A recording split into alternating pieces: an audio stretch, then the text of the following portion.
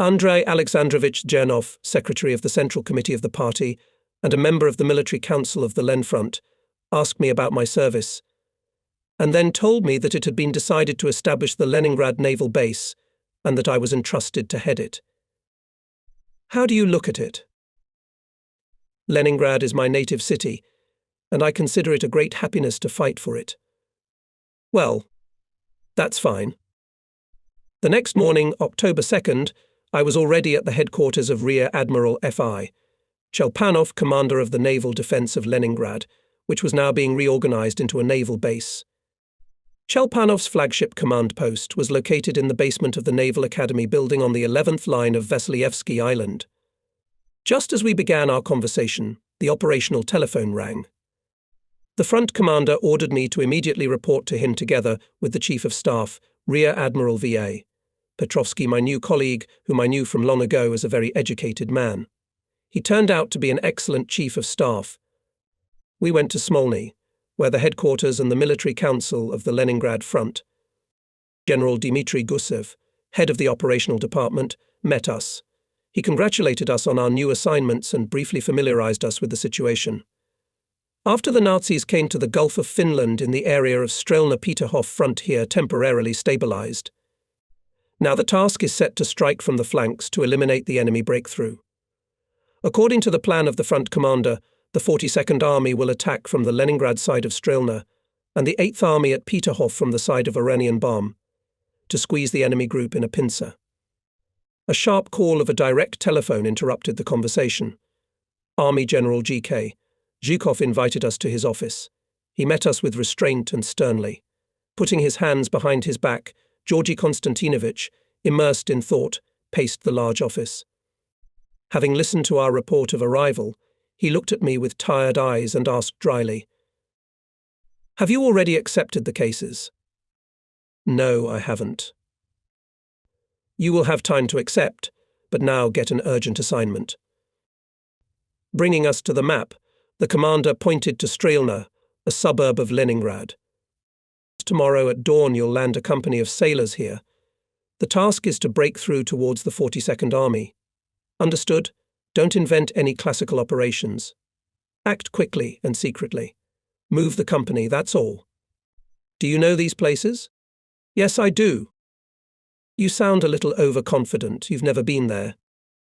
"Comrade General of the Army, this is my homeland. On the southern shore of the bay I know every stone, even in my youth, all here, all over the dinghy." Zhukov broke away from the map, looked at me again. "Good. Coordinate your actions with the front headquarters and the army commander. Any questions?" "None. Everything is clear. Go." We perfectly understood what a huge responsibility for the fate of Leningrad rested on the shoulders of this man. Of course, we wanted to talk at least briefly about the details in order to maximize the success of the conceived case. But we saw that the front commander was burdened with a mass of affairs. He was summoned to the telephone by Moscow in front of us. In the office, to me, noisily entered a tall, dense sailor. "Hello, I am Base Commissar Matushkin." We happily shook hands. I already knew this cheerful, active man. During the battles for Tallinn, Alexei Alexeyevich Matushkin was the deputy chief of Pubolt and commissar of the city defense. Matushkin immediately showed himself a remarkable political worker. Having learned about the preparing landing, he immediately went to the sailors who were to land on the enemy shore. He went from platoon to platoon, talked to the guys, made sure that they were supplied with everything they needed. Seeing off the paratroopers, the commissar managed to say a heartfelt farewell to each of them. I will not describe the details of the landing. We did everything to deliver and land the Marines at the designated point and on time without losses. The commander of the landing, Captain Lieutenant Shevtsov, and the military commander, senior political officer Kizelev, coped well with their work. The ships were commanded by Lieutenant Commander Krylov. The landing boats were led by our Leningrad yachtsman O, Myasoadov M. Bogdanov and I, Matveyev, who knew the area very well.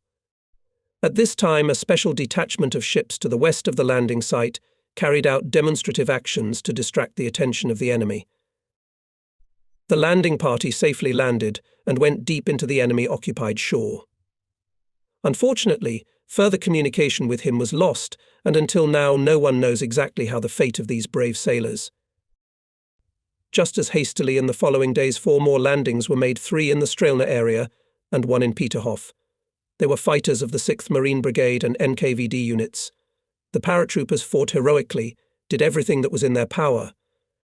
It is not their fault that they did not reach the main goal, and most of them died. Of course, the paratroopers in the area of Peterhof and Strelna played their role. Army General II. Fedyoninski, who commanded the 42nd Army, wrote in his memoirs the landings, although they could not fully fulfill their tasks, because we failed to connect with them, still inflicted significant losses on the enemy.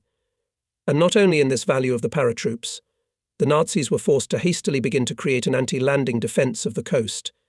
In Strelna, at the end of the breakwater, they installed guns of medium caliber on the shore-created pillboxes and bunkers. On an even larger scale were built defensive structures in Peterhof Park. Marley Alley was turning into a deep anti-tank ditch. On the site, near the Montplaisir Palace, guns were installed. In the highland part of the park were concentrated Hitlerite striking units ready to rush to the area of our possible landing.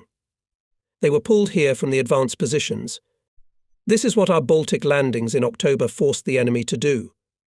Alleys of ancient parks in Strelna and Peterhof silently keep the memory of Soviet fighters who fearlessly fought for their city, for their beloved motherland. The front commander, Army General G.K. Zhukov, urgently summoned the head of naval intelligence, N.S. Frumkin, and set the task to find out the system of enemy defences near Schlisselburg and along the Staroladushki and Novoladushki channels. 2 travelling boats KM with scouts were led by Captain First Rank Gleb Alexandrovich Wiesel, formerly a skillful navigator. Exactly at the appointed time the boats pushed into the shoal west of the village of Lipki, after Frumkin reported to me. I jumped into the icy water, behind me Politruk Matsenko, Lieutenant Prokvatilov, and the rest. There were 36 of us. The Red Fleet men were well-chosen, trained, shelled. The fascists did not find us, and about 2 miles we walked on the water undetected. At dawn the detachment took refuge in the coastal reeds. It was still not land, but here it was possible to make a respite. 2 hours later we reached the bushes on the shore. In the freezing wind we wrung out our clothes and pulled them on again, damp. We hid in the bushes until darkness fell.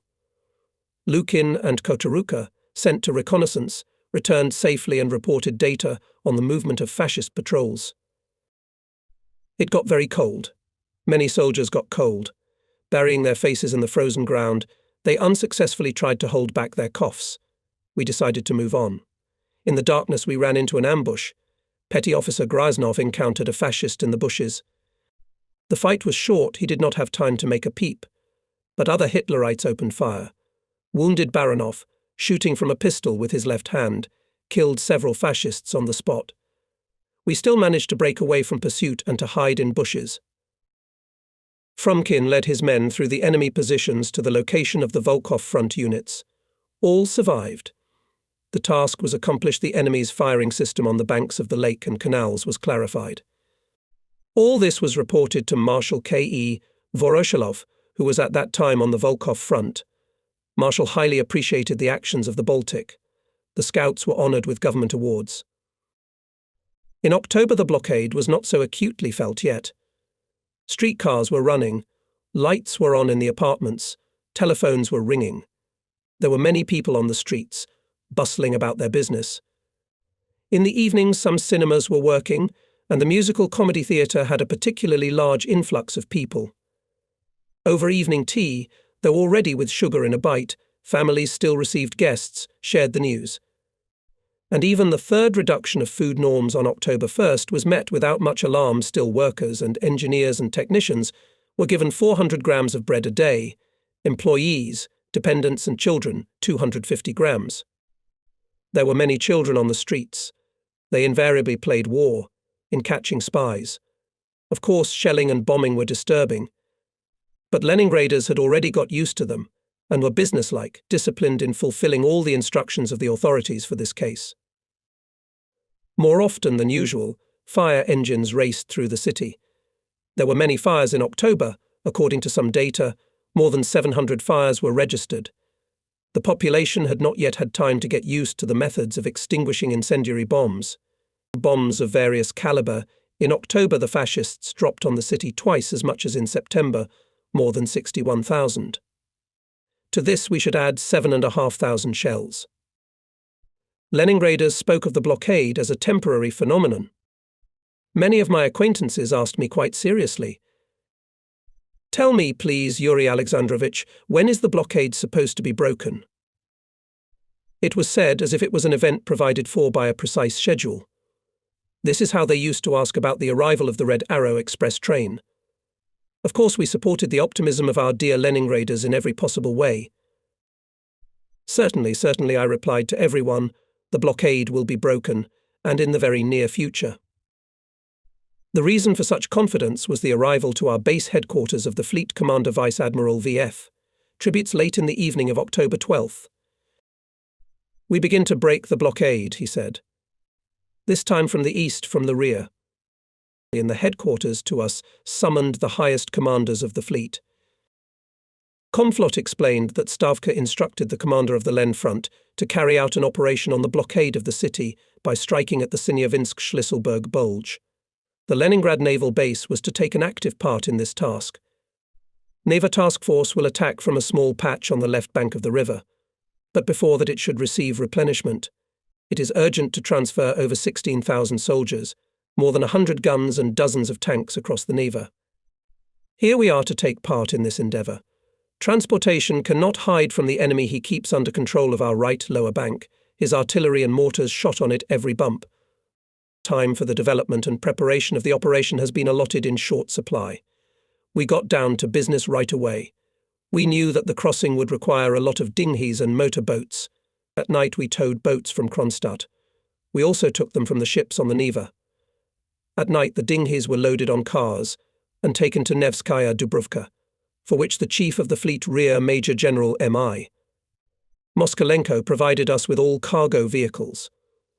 The police also took part in the search for watercraft in Leningrad, because they knew all the rental dinghy bases. To prepare this multifarious and restless economy was to be the commander of the guard of the water area of the base, Captain 3 rank AM. Bogdanovich, an officer with a lively mind and outstanding organizational skills. Air raids on Leningrad continued. Fires, especially in the dark, served as a reference point for Nazi pilots, and after thousands of lighters on the streets and squares flew high explosive bombs. It was a terrible picture. Checking the readiness of naval artillery, I remember we and Rear Admiral II. Gren delayed at the railroad battery in the area of the Warsaw station. It was quickly getting dark. Suddenly the raid began. Bright dots rained down from the sky on the railroad bed. They fell on wooden structures, stacks of sleepers, and they instantly caught fire. Flames raged all around. In the air was heard the rumble of anti-aircraft guns, in the sky nervously darting beams of searchlights. After incendiary bombs began to fall. Old stone railroad buildings were collapsing. In the hearths of fires soared to the sky huge pillars of fire. Blazing debris was flying a great distance. Everything started suddenly. We didn't even have time to take cover. It seemed that there would be no end to this hell. Hitlerites, apparently, sought to destroy the railroad junction and possibly our batteries. Fortunately, the platforms with guns were not damaged, but among the gunners many were wounded. With short intervals, the raids continued throughout the night. What if our Mosquito fleet was also subjected to such attacks? I hurry to Krestovsky Island, where now there is a yacht club Vodnik, and at that time there was a base of the OVR. Here boats and dinghies gathered from all over were concentrated and their crews were prepared. I'm going around the booms. Everything is in order, there are no traces of bombing. Sailors are swarming on dinghies, checking towing ends, oars, buggers. Captain 3rd rank Bogdanovich was not there. I was accompanied by the commander of the coastal base of the Ovra, Engineer Captain 3rd rank AI, Yusifovich. Before the war, he was a scientist candidate of technical sciences, associate professor of the Naval Academy, the closest assistant of a major naval scientist, Prof. L.G. Goncharov. The war forced him to postpone his scientific work. Yusufovich, who seemed to be a purely cabinet scientist, turned out to be a good commander. Meals for sailors, their life and leisure, the whole organization of service at the base were put exemplary. During those hard days, even the base built its own bathhouse, and an excellent one at that. The crews of the boats, who had been on patrol for several days in the storm, in the rain, returning home, enjoyed steaming with birch broom, and fatigue was removed like a hand. For service of our mosquito fleet, and for actions on the crossing itself, a special detachment of sailors was created, consisting mainly of sailors and petty officers bosuns, who knew the business perfectly well. The detachment was commanded by Captain First Rank F.V. Zojulia. The prepared ships, together with the crews, as I have already mentioned, were transported to the destination by land. And October was rainy, the roads were muddy. Most of all, we were afraid of traffic jams on the roads, especially when the city and suburbs were shelled.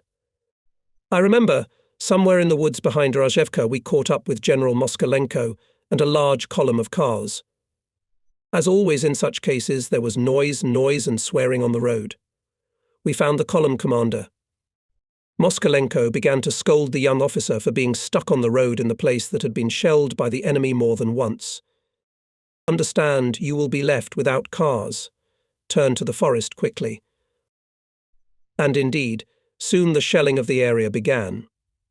The enemy apparently got wind of the mass voyage of boats through the city. However, the column safely reached the appointed place, except for 2 lightly wounded sailors, who did not want to go to the hospital for anything. The bones are intact, but the meat will overgrow. In the evening, the voices of these sailors, good Ukrainian boys, I heard again behind the wall of the little hut in which the headquarters of the detachment was stationed at the crossing. The sailor apparently was being bandaged, and he was choking, telling the paramedics and nurses. That was fun. A general and an admiral jumped on our column. The general said, "Save the cars, I won't give you any others." And the admiral snapped at the bosun, "Bury the shuttles, we have no others." That's how to understand the bosses. But in general, thank God we arrived. Here we met our acquaintance, the commander of the 115th Rifle Division VF. Konkov. Energetically and skillfully he was preparing the troops for the crossing. On October 17th and 18th the enemy heavily shelled our shore. We suffered losses, but still the bulk of the watercraft was saved. In the night it became known that Hitlerites have preempted us. They made a blow from the area Gruzino on Tikhvin, with the purpose to create the second ring of encirclement of Leningrad and to connect on the river sphere with Finns. The enemy managed to cut the last railroad line connecting Leningrad with the country. Under these conditions, the Leningrad front launched an offensive on October 20th. As soon as we started to cross the Neva, the area of concentration of boats was hit by hurricane fire. Within a radius of 2 kilometers, everything that could burn was burning, both dilapidated huts and forest deadwood. Commissar A.A. Matushkin and I, cautiously, sometimes crawling, made our way to the command post of the commander of the naval detachment. It was bitter to see how just launched dinghies, covered with enemy mortars, immediately turned into chips floating down the river. Exceptional heroism was shown by sailors and soldiers. The wounded were carried away behind the hillside. They were replaced by others, quickly dragging serviceable dinghies into the water. The first to cross the Neva were units of the 115th Infantry Division and the 4th Marine Brigade. A company approaches the water's edge. Soldiers run to the boats, sailors, standing waist-deep in icy water, plant soldiers, joking with them, push the boats away from the shore. And on the opposite high bank another group of sailors meets the boats and helps the soldiers to land quickly, unload machine guns and mortars. I see a boat dragging several of our 6 with fighters. But the explosion flames and the water is coloured for seconds in red. Muffled, quickly fading screams and groans. Floating planks, a few soldiers holding on to them. They are carried by the current to our shore, and the next boats are already departing from the shore. Movement on the river does not stop for a minute. We did not have enough dark time. We had to work during the day, because the command set a strict deadline for the concentration of troops on the left bank of the Neva. For the crossing of guns and tanks, our skillful sailors created ferries from several dinghies. Under continuous enemy fire, they were driven to the left bank. It was remembered, a broken dinghy nailed to the shore. The boatswain, judging by his age an enlisted man, came to it, took off the surviving rudder, bows, cut off the bow and stern Fellini with an axe and carried it all somewhere behind the hill, probably to a shelter. Everything would come in handy in the boatswain's household. How much power and majesty was in his calm movements and gait.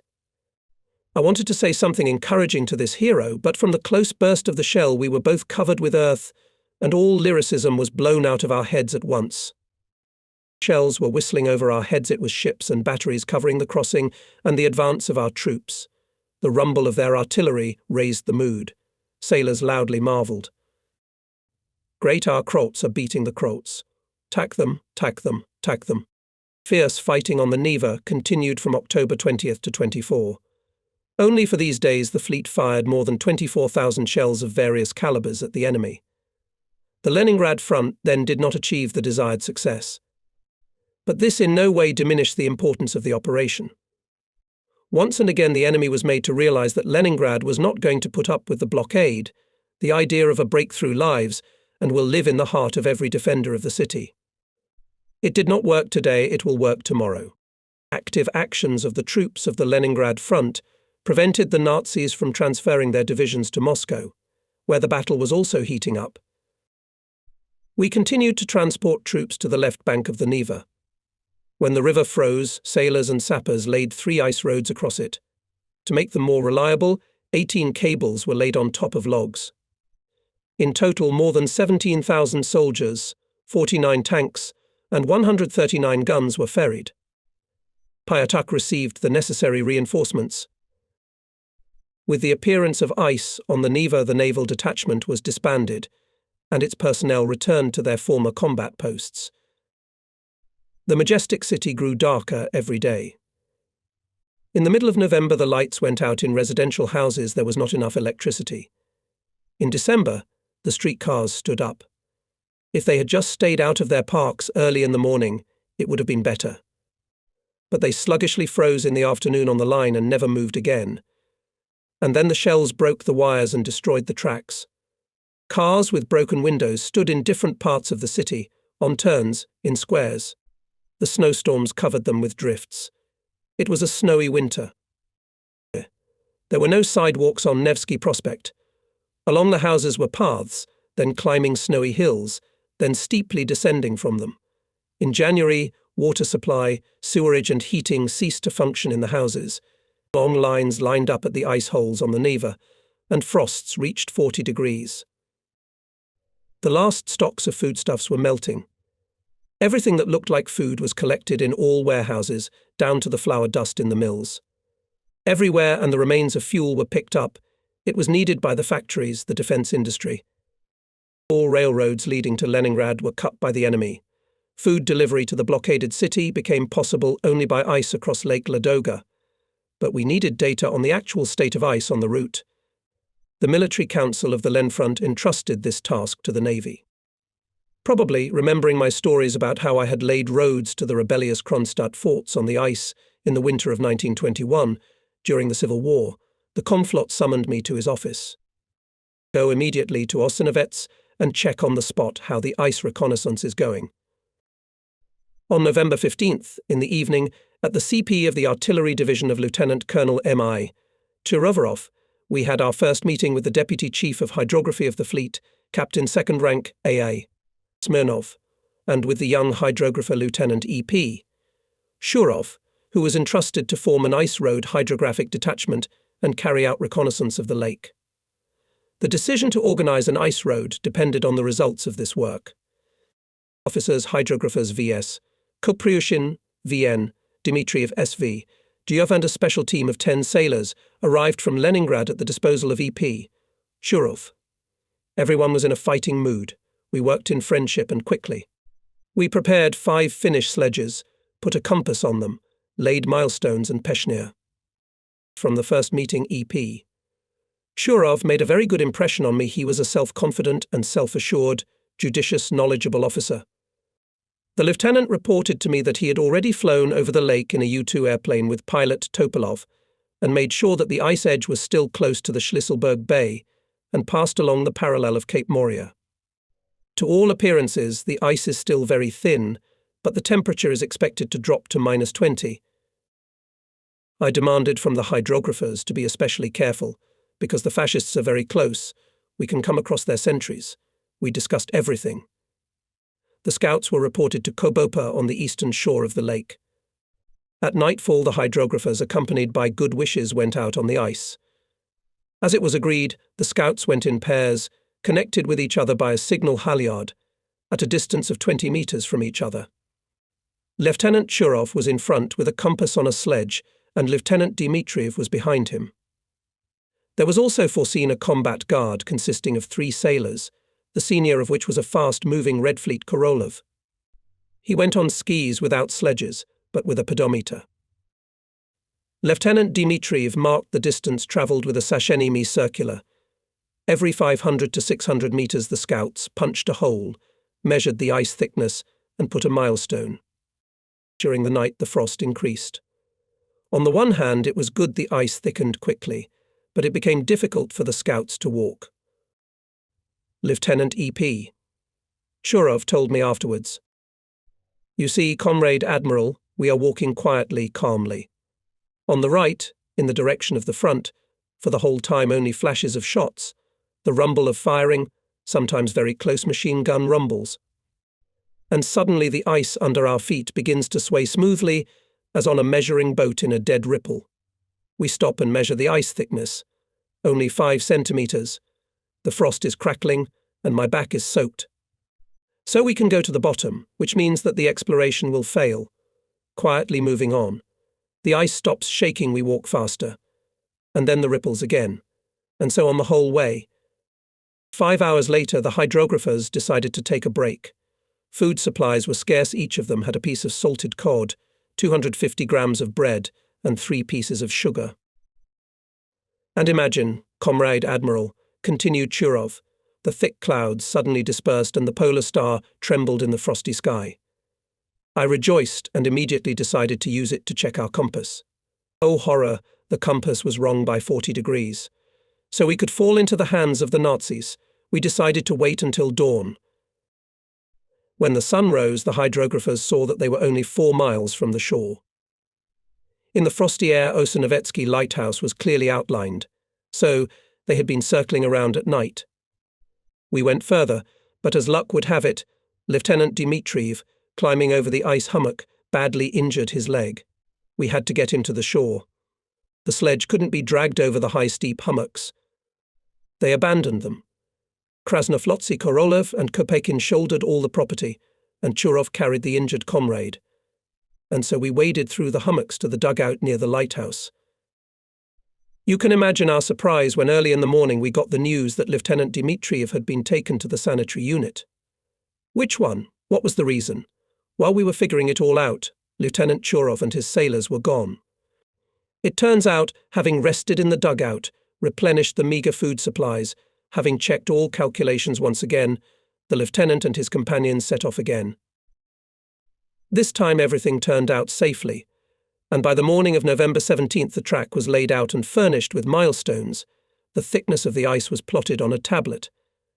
In spite of fatigue, the next day our hydrographers carried the first 2 carts with bread from Kobona to the western shore of the lake. The track was quickly equipped with marine acetylene lanterns flashers. The results of the reconnaissance were reported to the Military Council of the Len Front. On November 19th, it decided to organize a military motor road across Ladoga, the famous Road of Life. Let the reader not think that the Road of Life was paved by sailors alone. Front units and civilian organizations also participated in this great undertaking. I just described one of the episodes of the common work, which was engaged at that time by thousands of people of different professions. OVR of the Leningrad Naval Base urgently formed a rowboat squadron. It included 75 sailors athletes headed by the famous yachtsman Lieutenant II. Smetanin. They had 19 ice yachts at their disposal. The boys arrived to Ladoga on time. On November 24th, they started their combat service. They conducted patrol and reconnaissance at the coast occupied by fascists, guarded the first carts, monitored the ice road, detecting craters from shell bursts. They immediately warned the drivers of cars about it. Bureauists saved the lives of hundreds of people. They delivered the wounded and sick across the lake in only 30 minutes. Fascist pilots repeatedly hunted for our bureaus, fired machine guns at them. The great maneuverability and speed of ice yachts saved us.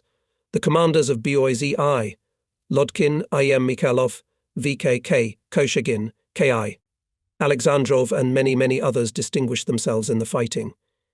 As soon as the lake was covered with a thick layer of snow, the bureauists began to ski, performing the same combat tasks. More and more friendly we work with the commissar. I became convinced that Matushkin can tell the truth to anyone. Staff officers, accustomed to respect the chain of command, sometimes did not dare to oppose me, even when they saw that I was wrong. Alexei Alexeyevich did not sin by this. I remember we were considering a plan for a new deployment of ships on the Neva. Everything was going well. It seemed that all that was left was to sign the document. Suddenly I hear Matushkin's bass. Stop. Why do we put this minesweeper here? After all, it is under repair, and the workers from the workshops will have to go to it over the bridge, which is under fire all the time. We could lose men for nothing. Really, why didn't we think of that? Thank you, Commissar, I say from the bottom of my heart. Let's look for another place for the minesweeper. And the other ships' anchorages should be reconsidered from this point of view. Working with Matushkin was both easy and difficult.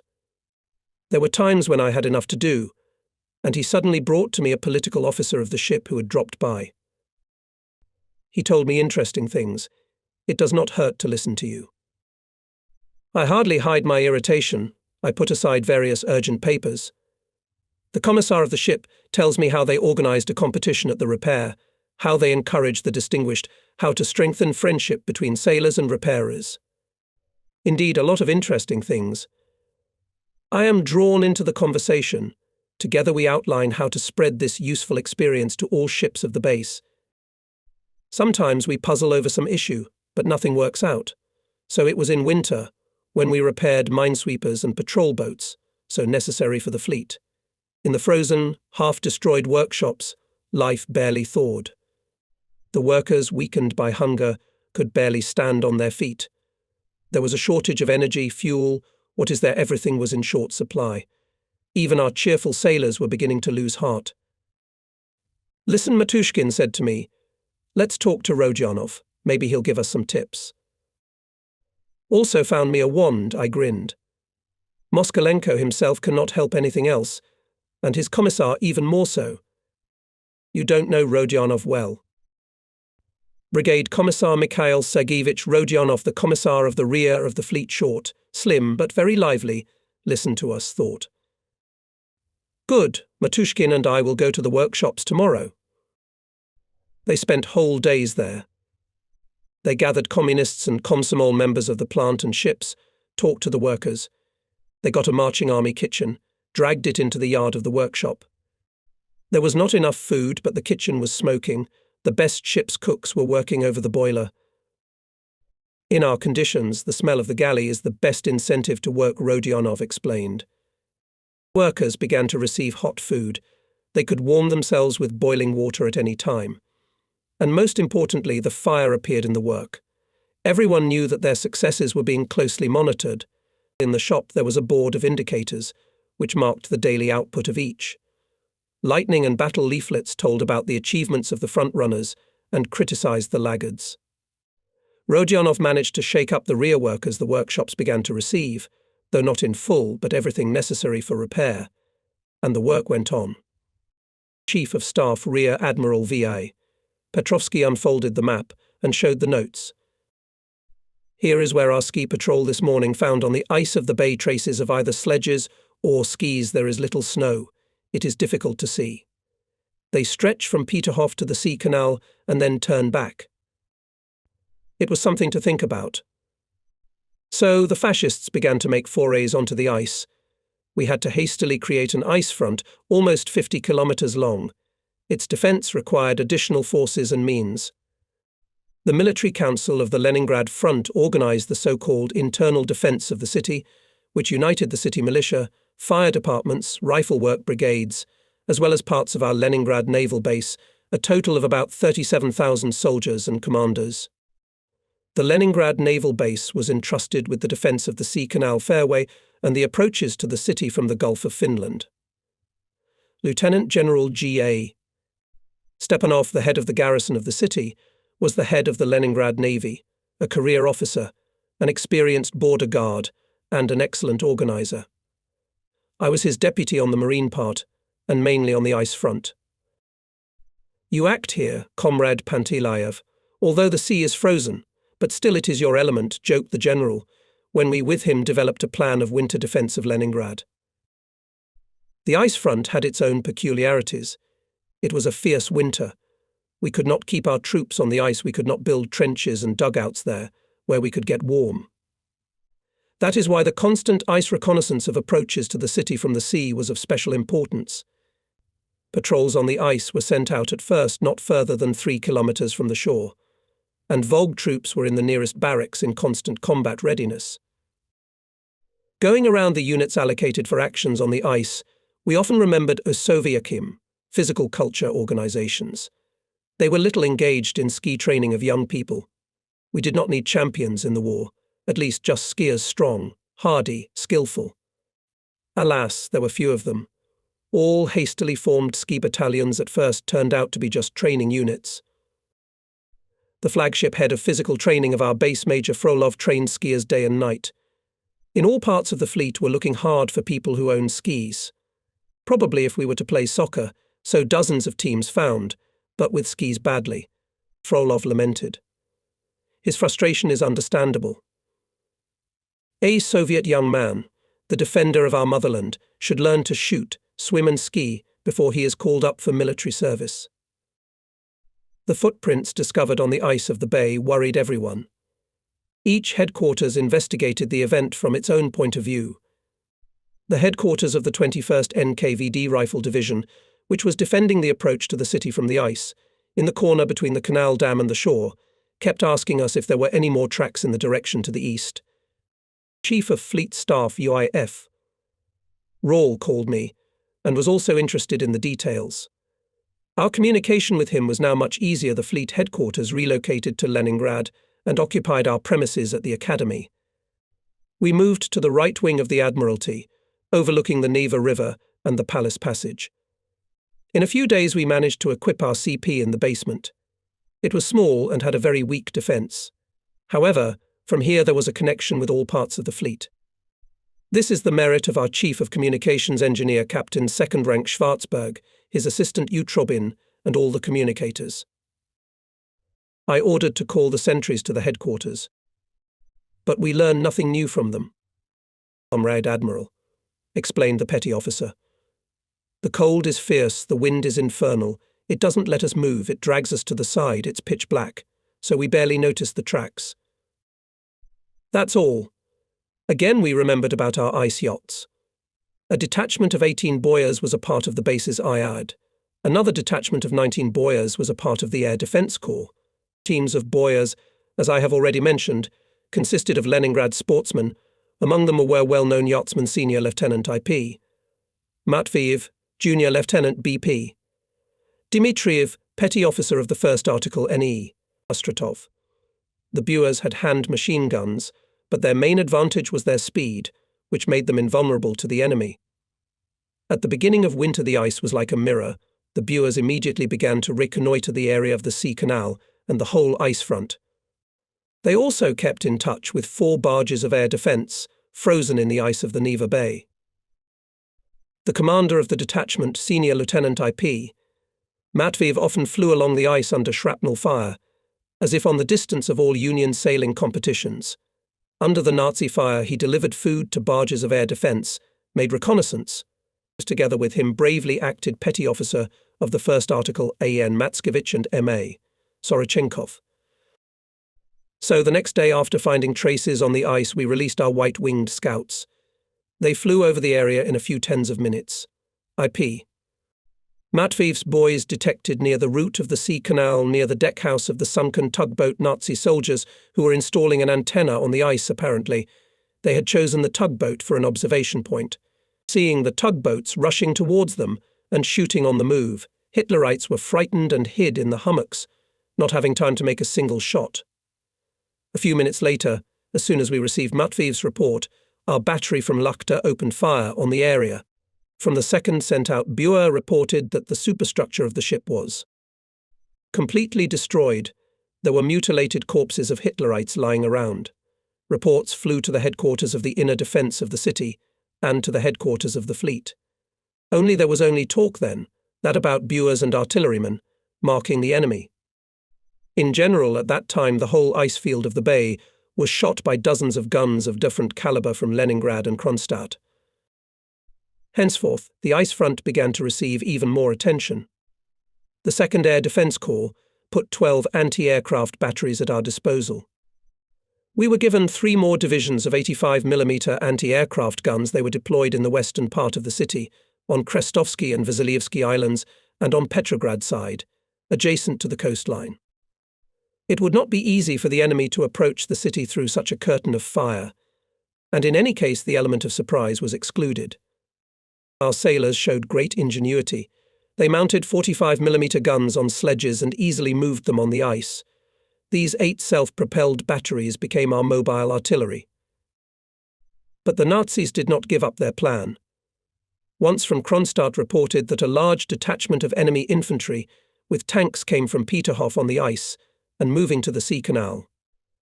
The enemy was also spotted by our sentry buoys. All parts of the inner defense of the city were raised on alert.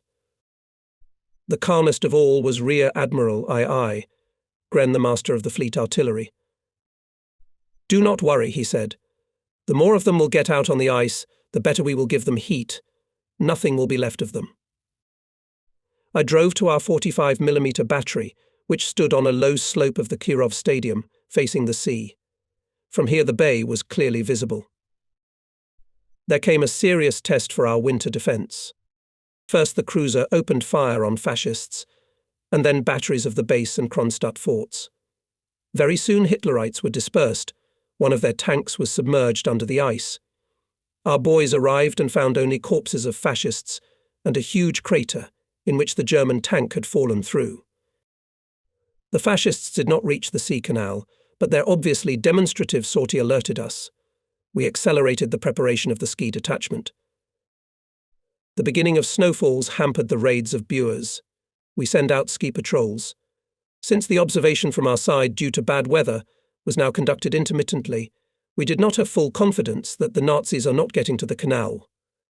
And a detachment of warships with troops was to pass through the canal to Leningrad under the guidance of 2 icebreakers. What to do? Maybe we should cancel their departure? There was certainly a risk, but it was unreasonable to refuse to use the canal at the very beginning of winter.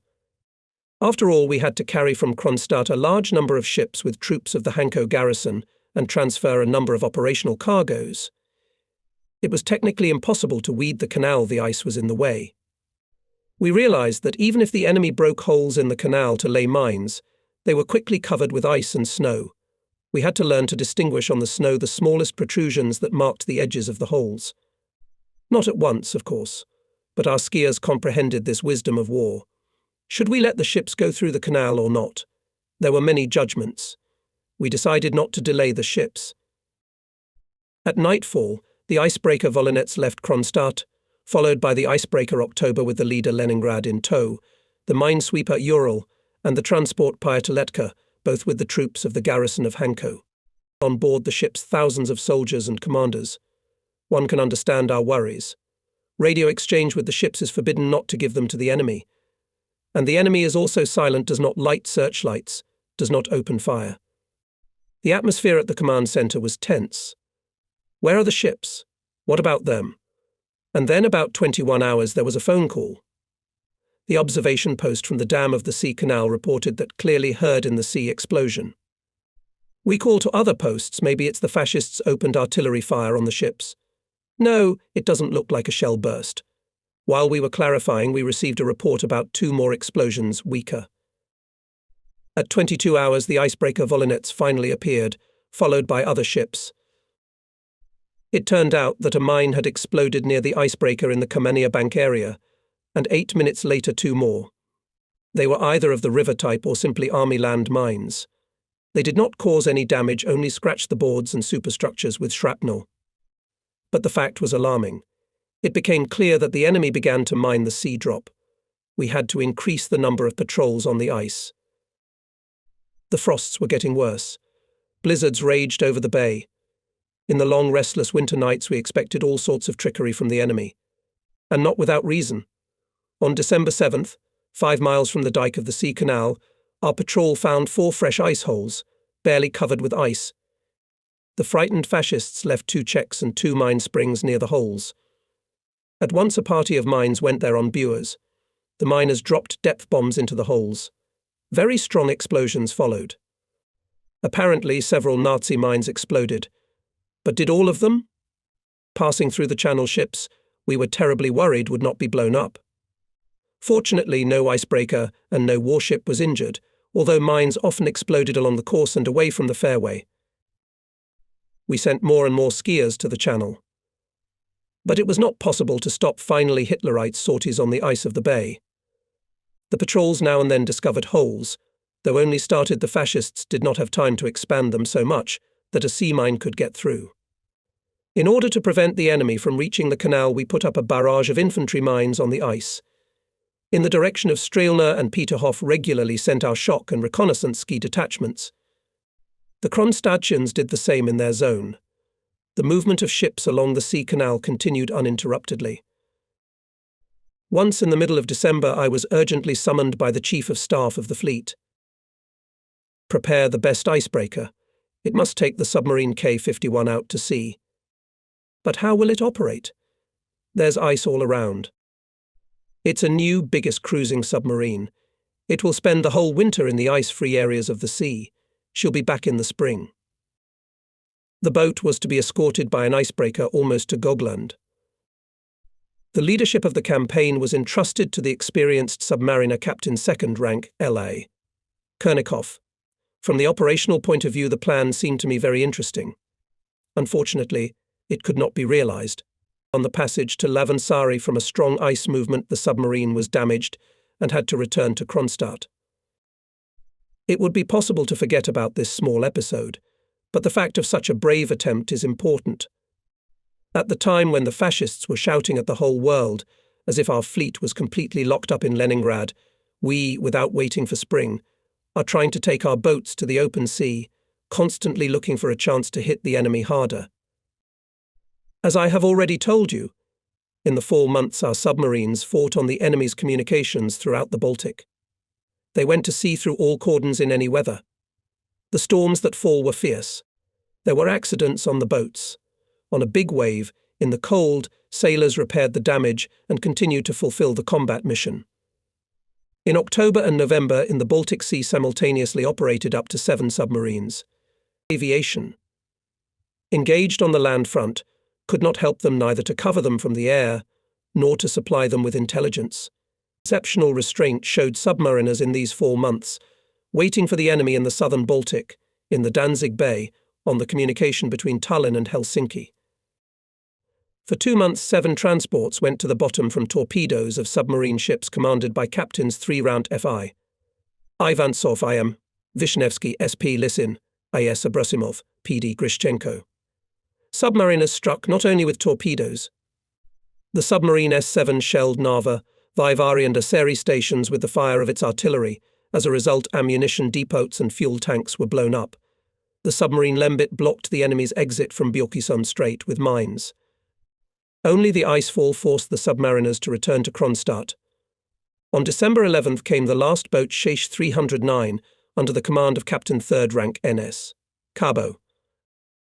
In 1941, our submarine fleet sank 10 transports with military cargoes and troops of the enemy and 1 enemy submarine, put up about 100 barrage mines, on which several fascist transports were blown up. This forced the Nazis to continuously strengthen the guarding of convoys. Sea transportation became more and more expensive and risky for them. The more the ice on the bay strengthened, the more real the threat of enemy sorties became. Hitlerites could send infantry, tanks, artillery now the ice could withstand. So far our sentries met with groups of 25 to 30 enemy soldiers. There was not a single quiet night for us. Just lie down at the CP to take a nap, a phone call. A report from the post, there's machine gun fire on the ice, what is it? Shooting of sentries, or maybe an enemy regiment. An enemy division is advancing. We put the units in the rifle and sent them to the ice. Sometimes there were heated fights. It came to hand combat. And there was another danger. On the ice of the bay, it became easier for the fascists to send their spies into the city. Our sentries had to be on guard all the time in any wind, in any frost. I remember late at night they reported to me our patrol was shooting on the ice. We sent reinforcements immediately, but by the time he arrived the shooting had stopped. It turns out that our patrol, led by Petty Officer Ponomarev, returning home, came across unknown people. They opened fire.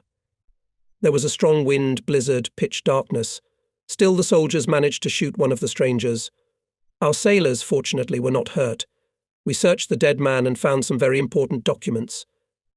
Judging by them, the patrol came across enemy spies returning from Leningrad. The same documents helped to get on the trail to reveal a large spy's nest in the city. The fascists were tracking our patrols, waiting for them in the ice hummocks.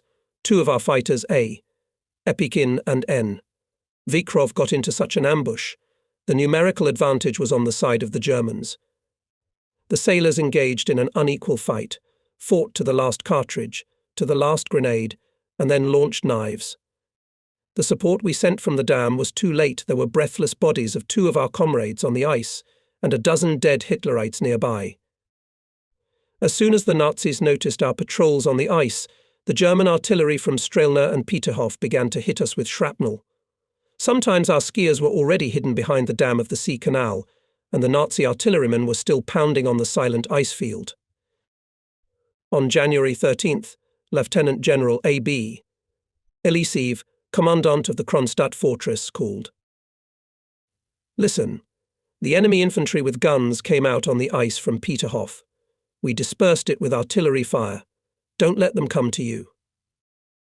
We're declaring an alarm. We're sending our skiers out on the ice. And there were continuous calls. Many headquarters had learned about the fascist sortie and all warned, don't miss it on the ice. As if on purpose. A blizzard is raging. You can't see anything. But here the reconnaissance reports near the coast, near Strelna, there is a considerable accumulation of enemy infantry. Our coastal railroad 120mm battery in Lakhta opens fire. The skiers did not have a chance to fight. When they came to the place, there were only enemy corpses. The survived Hitlerites fled. The enemy infantry showed up more than once near Sestroretsk, but retreated when the artillery of the Kronstadt fortress opened fire on it. However, the tension did not subside. Winter nights are long and dark. It is not easy to see the enemy. And Hitlerites did not stop. Here and there they went out on the ice, though these forays cost them dearly. Leningraders were starving. To save people, it was necessary to mobilize all resources. At the end of December, I was invited by the head of the rear, Major General M.I. Moskalenko. In his small office of the round house on the Krusenstein Canal, once a Tsarist sea prison, was already very crowded. Even in the reception room, I heard the cheerful voices of Lieutenant General M.I. Samokhin, commander of the Fleet Aviation, Vice Admiral V.P. Drozd, Lieutenant General A.B. Eliseev, Rear Admiral II. Gren and Captain First Rank A.V. Tripolsky, commander of the submarine brigade. They argued animatedly. It was about the fact that the Baltic Fleet should share with the city food supplies. General Moskalenko read us the decision of the Military Council of the Leningrad Front of December 21st, 1941. I ask you to understand that we are obliged to give the city everything we can, said the general. The fleet has always had food reserves just in case, but by this time they had largely dried up. We began to consider what we could give up. We believed that our men would go to any hardship to help the city. As a result, we scraped together not so little. In December, when the food supply was particularly bad, the fleet allocated for the population of Leningrad 1,545 tons of flour, 100 tons of fats, 105 tons of sugar, 3,242 tons of various products, and 3,000 litres of vodka. One Sea Defence of Leningrad 1941 to 1944. L. Norka, 1968 p. 170. It was more difficult with fuel. M.I. Moskalenko, referring to the decision of the Military Council, announced to us that he would not give any more fuel to many ships at all, and would take away fuel from some of them. That's when we all started to make noise. We stood up and walked around the office, and sat down again. That's all I could hear. Don't you understand? You have to take it into account. And the general sat with a pencil, counted something, sometimes looked attentively at Colonel Smorodkin, head of the fuel department of the fleet rear, who was standing aside, checked the figures and announced them again, to whom he would give what, to whom he would give nothing, and from whom he would take away how much. Probably everyone understood in his heart that the dispute was useless, but everyone wanted to convince that it was his connection, that it was necessary to add fuel oil, and not to take it away. We were already saving every kilogram of fuel. The crews were settled as closely as possible in order to reduce the number of heated rooms. Entrance hatches were insulated with vestibules. Even ship decks were covered with planks for heat insulation. Ship's mechanical engineers directed all their ingenuity to saving fuel oil and steam. Despite the scarcity of our reserves, we finally agreed with Moskalenko's order. As a result, the fleet allocated to the city industry 6,298 tons of fuel oil, 465 tons of solar, and a large amount of gasoline, kerosene, and lubricating oils. Still, we ourselves were not left without fuel during the hard days of the blockade. The ships lived and fired. 1C Defense of Leningrad 1941 to 1944, p. 294. The arguments with the chief of the rear were still going on when our naval dinner hour came. We are ready to eat, exactly at 12 o'clock, the waitress reported, and the general invited us to the dining room. I must say that even in the coldest and hungriest days, our traditional Navy hospitality was maintained at its best. Wherever I was on a gunboat, on a cruiser, or on the smallest battery, we were always cordially and insistently invited to the table when the time came according to the daily schedule. It was impossible to refuse. We shared with the guest, in the full sense of the word, the last piece, the last plate of liquid soup. And what was especially touching, in all wardrooms of ships and coastal units, the traditional order of table setting was preserved, regardless of the quality and quantity of blockade dishes. Thus, on the cruiser Kirov at the proper time, 4 young sailors, messengers, dressed in all white, arranged on the snow-white tablecloth with starched napkins, beautiful devices of the Navy service plates, deep and shallow, stands for knife and fork, decanters with water and large glasses to them, elegant vessels and vases for fruit, sugar bowls and oil cans. Not all of these items were needed at dinner, not all of them contained anything, but they were supposed to be in their proper place. That's the way it's been done for decades. And, as always, the senior assistant commander solemnly pronounced, "Comrades commanders, please come to the table." Without his invitation, no one sat down and dinner did not begin. This also reflected the strength of traditions and organized Navy life even in the harsh conditions of war, and only a battle alarm could make the messengers and commanders scatter to their battle stations. We went up to the second floor to a small room with a window overlooking the canal. The general whispered something to the waitress. We realized that the hostess had been asked to make 8 servings out of 4. After all, neither generals nor admirals were entitled to any additional rations during the blockade. At the table, we continued a loud and excited conversation, trying to still bargain something from the chief of the rear for their compounds. The soup was poured. No sooner had we swallowed it than the loud voice of an announcer came from the loudspeaker on the wall, announcing the beginning of shelling of the area and inviting everyone to take shelter in the shelter. We heard the alarm, and stomping outside the wall, people were coming down into the basement. But no one at the table raised an eyebrow. We continued our argument. "And yet, Mitrofan Ivanovich, you give me more fuel." Drozd got hot. We did not hear Moskalenko's reply. The house shook violently. A heavy shell exploded not far away, somewhere on Labour Square. Then almost at once the strongest explosion was heard in the yard, and the third shell flew into the neighbouring apartment house that stood on the canal embankment, right against the windows of the room where we were having dinner. Glass rang as it flew out of the windows. and we heard the distinctive rumble of collapsing brick walls.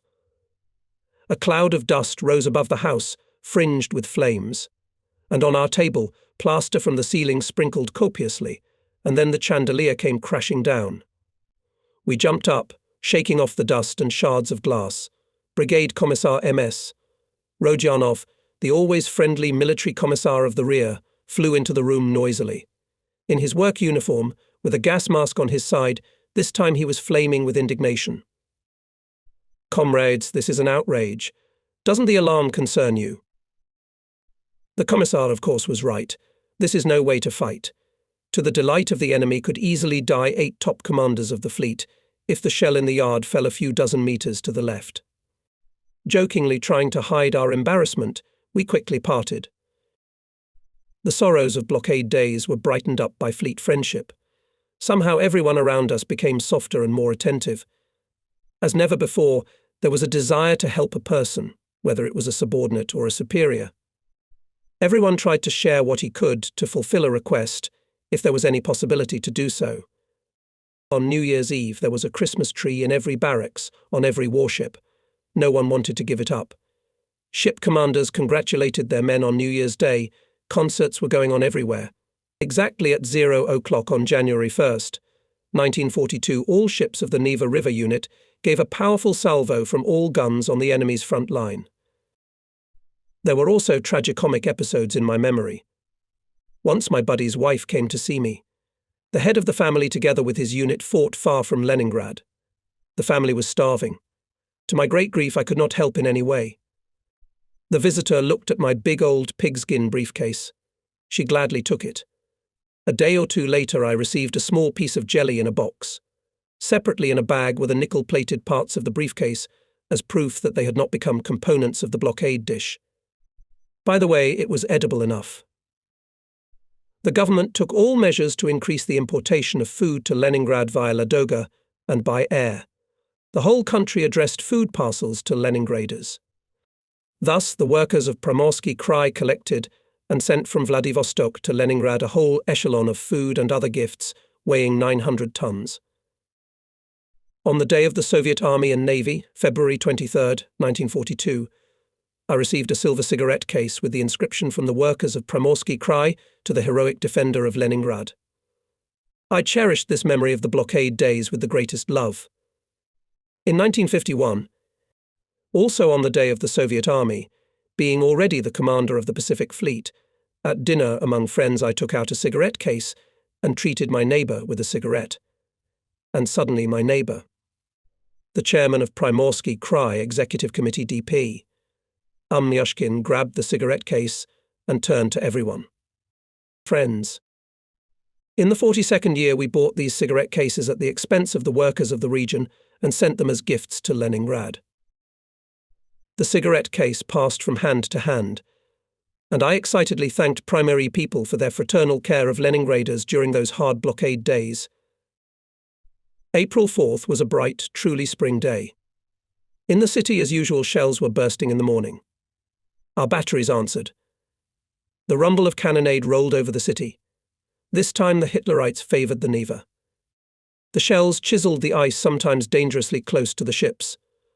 But then, little by little, everything quieted down. People appeared on the streets. Thin, exhausted, they smiled, rejoicing in the sun warmth. Having reported to the fleet headquarters on current affairs, I drove along the embankment to my command post in the Admiralty. It was about 19 o'clock. Suddenly, powerful loudspeakers at the intersections of Vasilievsky Island all at once buzzed air alert.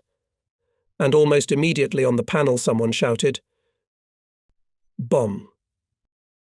Now we heard a growing whistle. Above the frozen river, a high ice pillar soared. There was a rumble all around. All our anti-aircraft guns on the shore and on the ships were beating. We jumped out of the car. Over the river from the east flew, slowly descending, a dozen bombers U-88. They were followed by another group of airplanes, and in the distance showed more and more squadrons. Such a large raid has not been for a long time. Our anti-aircraft gunners tried their best. The sky was dotted with white lumps of bursts, but the bombers flew and flew. Soon we realized that they chose large ships, the cruiser Kirov, battleship October Revolution, and destroyers as their target. The ships, frozen in the ice, could not maneuver and only fought back with the fire of their artillery. The ships disappeared in fountains of water and ice, in clouds of smoke, and the bombs kept falling and falling into the river. The heavy low roar of their bursts was intertwined with shorter and sharper blows. These were heavy shells. The German artillery cooperated with its aviation. Our heavy cannons began to boom. The artillerymen joined the counter-battery fight. We heard explosions from the opposite bank. We looked. The Germans were bombing the Polonaya Zvezda shipyard and submarines standing along the entire Nevskaya embankment. Barely having waited for the alarm to go off, we rushed to our command post. We contact the fleet headquarters, our neighbours. We are waiting for the darkest news. We already know that 6 massive raids involved more than 300 aircraft, but only a third of them managed to break through the system of our air defence. 40 Junkers dropped 72 heavy bombs on the ships of the squadron and 16 bombs on submarines. To their surprise and joy, we learn that all the ships are intact and fully preserved their fighting ability. The operation, which the Nazis, as we later learned, loudly called Astos, had clearly failed. But we feared that Hitlerites will not leave attempts to damage our fleet. Sailors were impatiently waiting for the opening of the Neva to rearrange the ships. The main thing was that we could not count on our aviation. The airfields were blown away, and not a single fighter could take off. And the ice did not want to move, though it was melting rapidly, covered with water. General Samokin grumbled. When we stopped flying, so everyone immediately needed aviation and reconnaissance, and watch the channel, and the fleet to cover. Do you realize now what aviation means for you? Yes, we were convinced without aviation we are as without hands. The general ice movement began on April 20th. All ice roads to Kronstadt were closed. Sailing to the sea. The ice floes unexpectedly surprised us. On the morning of April 23rd, there was a phone call from the headquarters. The commander ordered to report immediately. What are those explosions on the bay? Do you hear them? What's the matter? No Nazi planes are not seen. German artillery is not shelling the city either, but the explosions continue. We raised the alarm. From the battery of the rowing port reported that nothing is visible on the ice, but for an hour we can clearly hear random explosions in the direction of Kananarsky Island.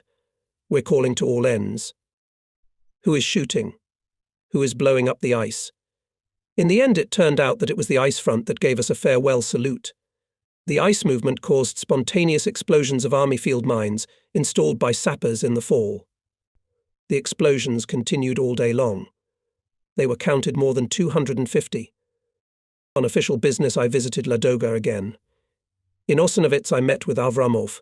He proudly showed me the new port berths, warehouses, access roads. I already knew that Ladoga people are preparing to meet the navigation in full armour. They had received new ships. Before our eyes, 600-ton iron barges were being built at Leningrad factories. Tugboats and other vessels of neighbouring river steamships arrived to Ladoga.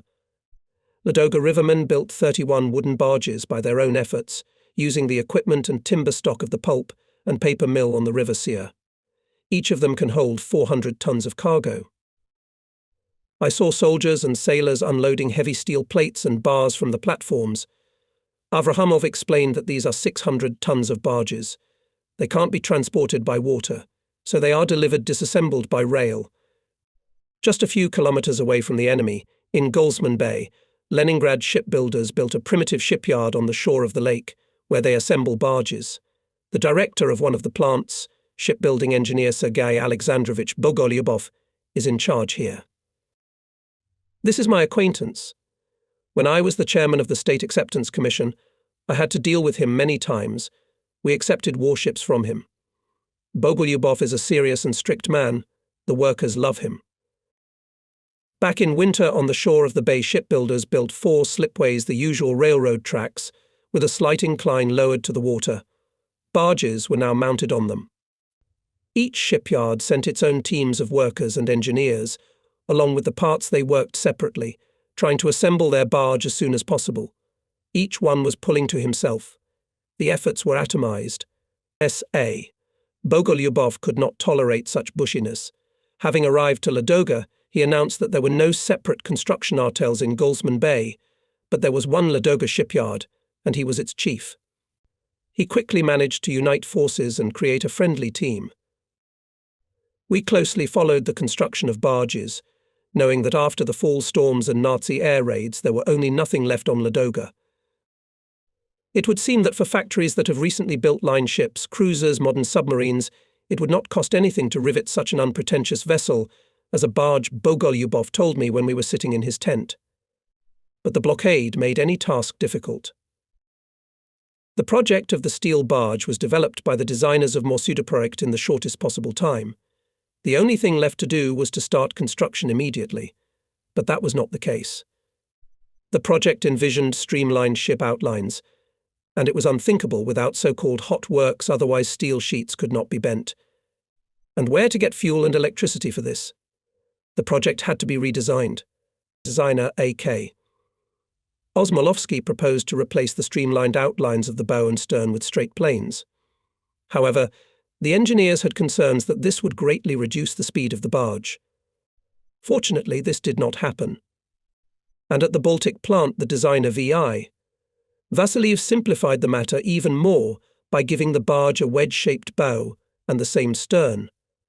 This accelerated the construction. The construction of the barges was constantly monitored by the first Deputy People's Commissar of the shipbuilding industry, A.V. Samarin. Almost the whole blockade he was in Leningrad, coordinating and directing the activities of Leningrad shipbuilding enterprises, which fulfilled the orders of the Army and Navy. I knew A.V. Samarin when he was the director of our largest shipyard. He was an excellent organizer, a talented engineer and a sensitive comrade. I remember a heavy snowstorm in March. Samarin calls. "Admiral, we need your help. The roads are snowed in, and we urgently need to send workers and materials to Ladoga. Give us sailors, otherwise the trains will stop, and all our plans will be ruined." The men were allocated, and the trains did not stop. Workers and cargoes were delivered on time. Samarin responded to our requests with the same fervour. In general, it was the style of blockade relations with neighbours. He helped us all a lot in that difficult time. Electricity was required for welding the barges. Small diesel dynamos of 75 kilowatts delivered to Goldsman's Bay worked round the clock, but their power was not enough. Samarin summoned plant directors and power engineers. There were many proposals, including the construction of a local power plant or the transfer of electricity from Leningrad. But all this took time, and every day counted. The head of the design bureau, engineer S.A. Basilevsky, R. now a doctor of technical sciences, professor, proposed to mount a large capacity power plant in a railroad car. They turned to us, sailors. We found an 800 horsepower diesel engine, taken off a submarine. It was, of course, not new, but after a small repair it came to the yard. We also found a suitable generator. But there was a fear that the car would not withstand the strong vibration. Engineer A.G. Sokolov quickly designed a car with additional amortization. For 5 days, Alexander Vasilievich Samarin did not leave the plant until the mobile power station became operational. The power wagon was driven to Ladoga. Now there was plenty of energy.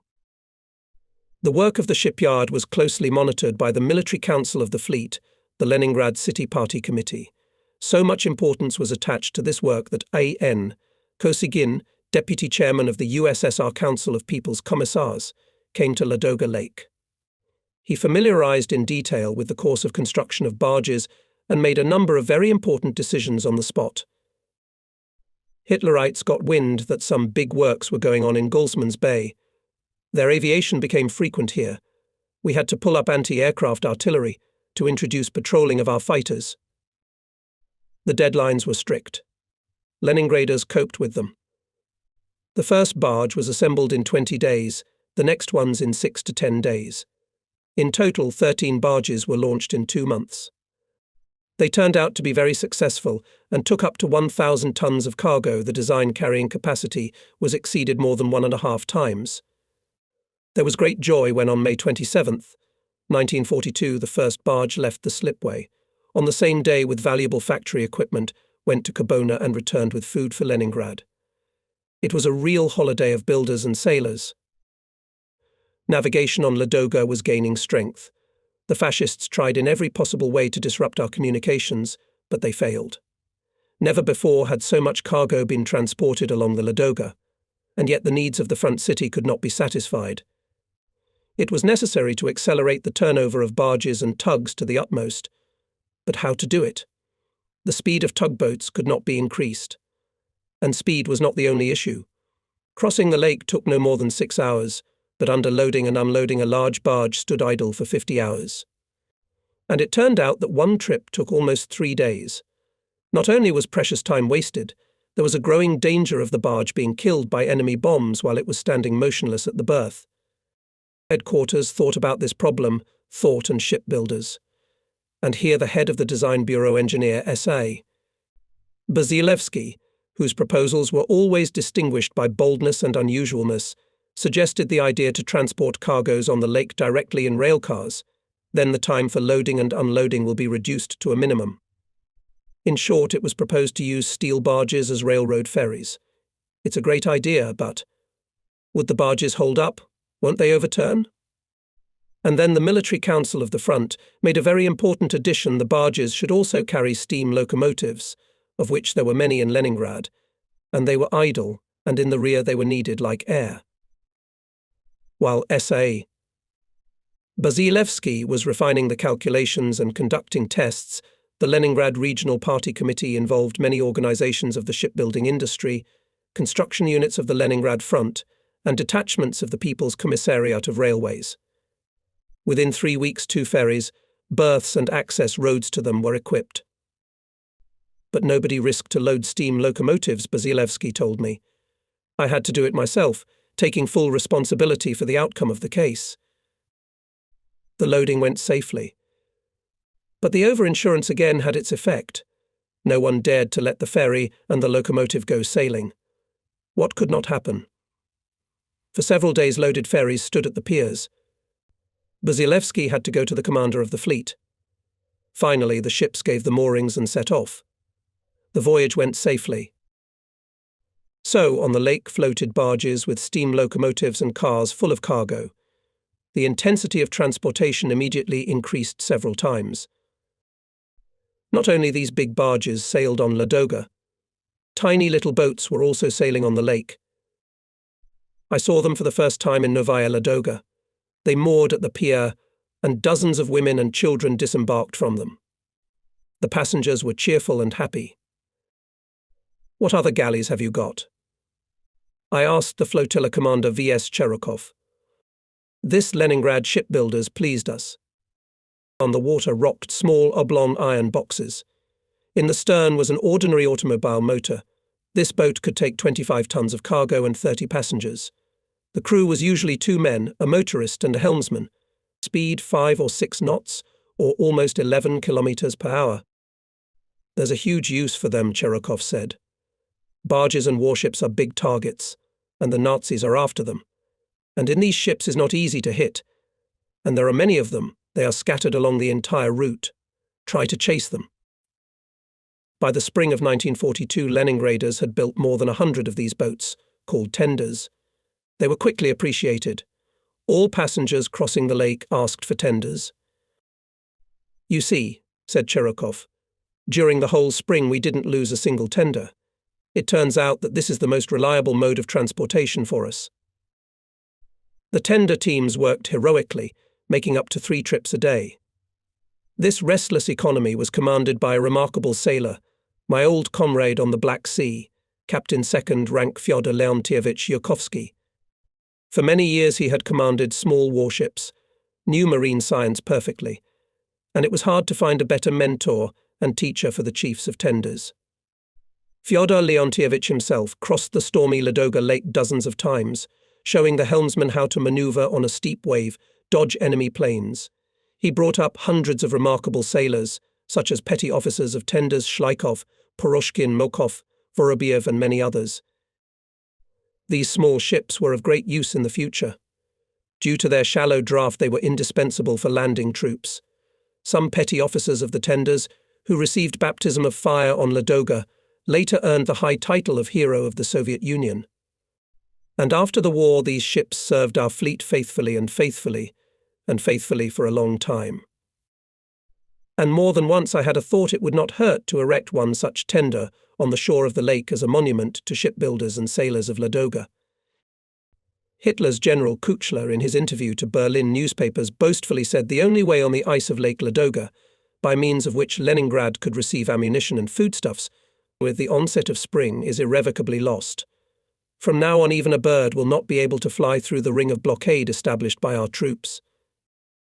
In the meantime, the waters of the Ladoga were being plied by a threefold increase in the number of ships of the Ladoga Military Flotilla and River Shipping Company, delivering to Leningrad and the front everything necessary to fight the enemy.